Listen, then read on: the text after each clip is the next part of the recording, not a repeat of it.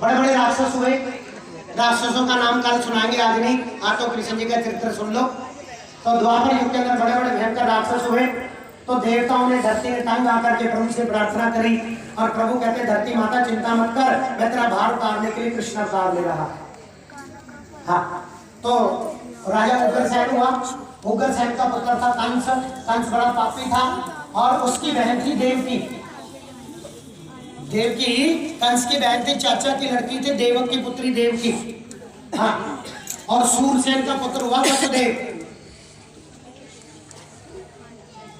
तो वसुदेव जो था कंस का मित्र था और कंस अपनी बहन देवकी से बड़ा प्रेम करता था। उसने कहा मैं वसुदेव के साथ इसका विवाह करूंगा,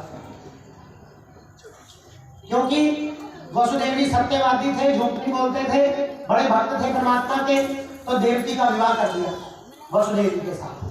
जब विवाह हुआ तो कंस अपनी बहन को रथ में बिठा करके ससुराल छोड़ने के लिए जा रहा है। तो जब थोड़ी देर के लिए रथ आगे बढ़ा, आकाशवाणी हुई, मूर्ख कंस कहते इसको लेकर के कहां जा रहा है? जिस बहन को इतने चाव से इसके ससुराल छोड़ने जा रहा है ना, इसका 8वां गर्भ तेरा काल होगा। और कंस दुर्बुद्धि था, राक्षस था। उसी टाइम देवकी की चोटी पकड़ी, तलवार निकाली, मारने लगा। वसुदेव ने हाथ पकड़ा, सावधान, अब ये तुम्हारी नहीं है, हमारी। तुझको इससे कोई खतरा नहीं है।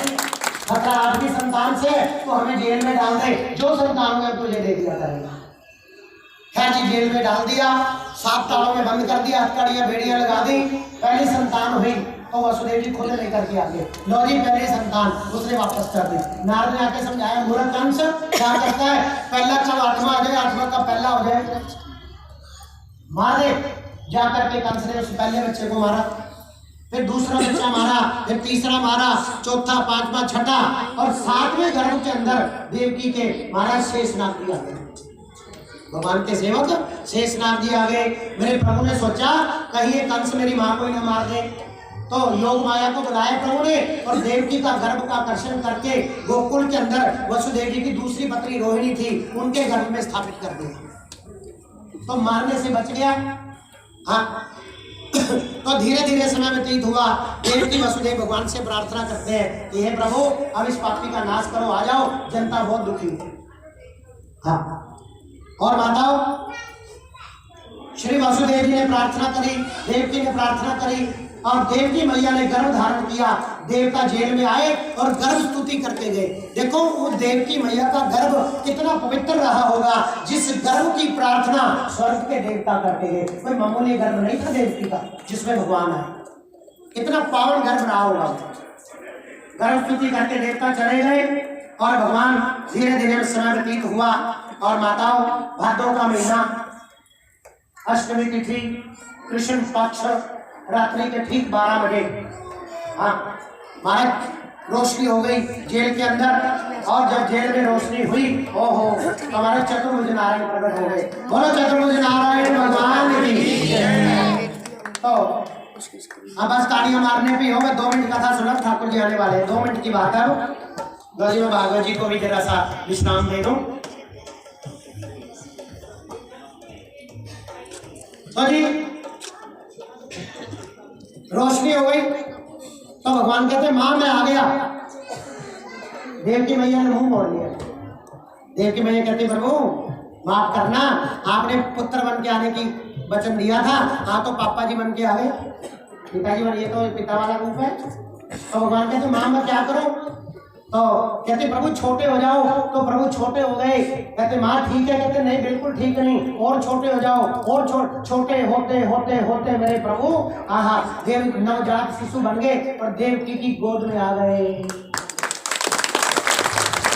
देवकी की गोद में आए और भगवान लेटे लेटे गोद में कहते मम्मी अब ठीक है। देवकी कहते अभी भी ठीक नहीं। क्यों? कहते हम इंसान हैं, इंसानों के बच्चे 2 हाथ वाले थे, आपके तो 4 है, 2 गायब करो। 2 हाथ गायब करे, एक हाथ में शंख, एक में चक्कर, कहते खिलौने भी गायब करो। शंख चला गया, चक्कर चला गया। अब प्रभु कहते हैं ठीक है, कहते हैं अभी ठीक भी रोना शुरू करो। हमारे बच्चे जब पैदा होते तो रोकते हैं, तो प्रभु ने चिल्लाना शुरू किया और इसका रोना भी विचित्र है। त्रिलोकी में सुना रोना। वसुदेव कहते चुप, कंस आ जाएगा। ठाकुर जी कहते क्या करो? पापा जी कहते रो मत, मम्मी कहती है रो। किसकी मानू? आखिरकार प्रभु ने प्रेरणा दी कि पिताजी अब कंस की ऐसी की तैसी कहो तो अभी मार दूं कंस को। हाँ, ये बड़ी टोकरी, मुझे इसमें डालो और गोकल छोड़ो, वहां पे लड़की है उसे ले आओ। हाँ, तो वहां पे प्रभु ने टोकरी प्रकट कर दी। बोले लोग सब प्रश्न करते हैं, कहते जेल से टोकरी किथों आई, तेरे घरों आई और किथों आई? ऐसे ऐसे घटिया सवाल करते हैं। जो परमात्मा सारी सृष्टि को प्रकट कर सकता है वो अपनी टोकरी प्रकट नहीं कर सकता है? तो टोकरी में प्रभु को डाला, महाराज सिर पे रखा, हथकड़ियां खुल गई, बेड़ियां खुल गई, 7 ताले खुल गए, चौकीदार सो गए और सो गए। और धीरे से निकला वसुदेव जी, निकले सिर पे कन्हैया को लेकर के। जब बाहर आए, आकर के क्या देखते हैं कि यमुना जी छाले मार रही हैं। यमुना जी को पता चल गया कि मेरे स्वामी आ रहे हैं। यमुना ऊंची उठ गई, वसुदेव जी अंदर घुसे तो महाराज नाक में पानी घुसने लग गया। भगवान ने कहा, यमुना क्या करती है, मेरे पिताजी को डुबोएगी क्या? कहते नहीं प्रभु, जिसके सिर पे तारनहार हो उसे कौन डुबो सकता है। तो प्रभु का तो आपके चरण छूना चाहती हूँ। तो भगवान ने चरण बाहर निकाले, यमुना मैया ने चरण स्पर्श किए और यमुना मैया ने रास्ता ले लिया। गोकुल पहुंचे, नंद भवन में गए, जाकर के क्या देखा, वहां भी सारे सोए पड़े, सब सोए पड़े। और वसुदेव जी अंदर जाते हैं, जाकर के क्या देखा, यशोदा मैया भी सोई पड़ी है। यशोदा मैया की बगल में छोटी सी नन्ही सी बच्ची सो रही है। हाँ, और जब वसुदेव जी के पट से आंखें खोली, वो तो भगवती दुर्गा थी। और हमारा कन्वा को लटाया और बच्ची को लिया और आए वसुदेव जी और जेल में पहुंचे। ताले लग गए, हथकड़ियां लग गई, चौकीदार जाग गए और कन्या ने रोना शुरू किया।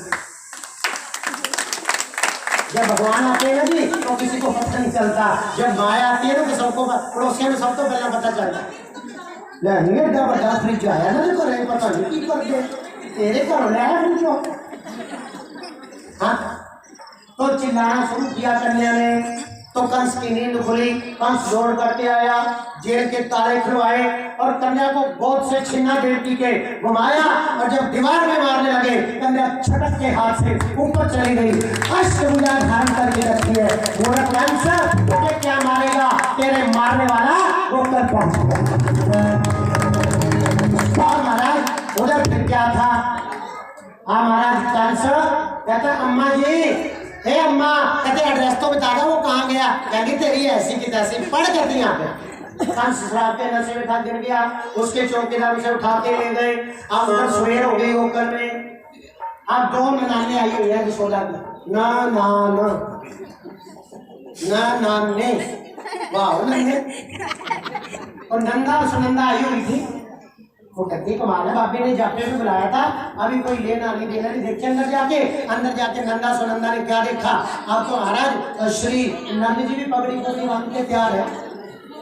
हाँ, तो नंद जी ने कहा, हे बहना कहाँ जा रही हो? कहते बाबे को देख के आते कि बालक पूरा हुआ कि नहीं हुआ। तो नंदा सुनंदा जब अंदर गई तो क्या देखा, पीले कपड़े के नीचे एक सुंदर सा हमारा कमल नेत्र जैसा और गोपाल हमारा खेल रहा है। धीरे से चुन्नी उठाई, चुन्नी को उठाई, चुन्नी से खाई। कहते अगर लड़का होगा तो गले का हार मिलेगा, नहीं होगा तो बाजी। फिर क्या था, चुन्नी हटाई, देखा तो कनवा नंदा सुनंदा वाले लगाती है। कहती भैया नंद, बधाई हो बधाई हो बधाई हो, आपको नाना हुआ है। देखो जी, फूलों की वर्षा करनी है और बच्चे को करनी करनी, छोटा बच्चा है, उसके हाथ में फूल ना गिर जाए। क्यों जी बाबा जी? हाँ, मैं पकड़ी मां।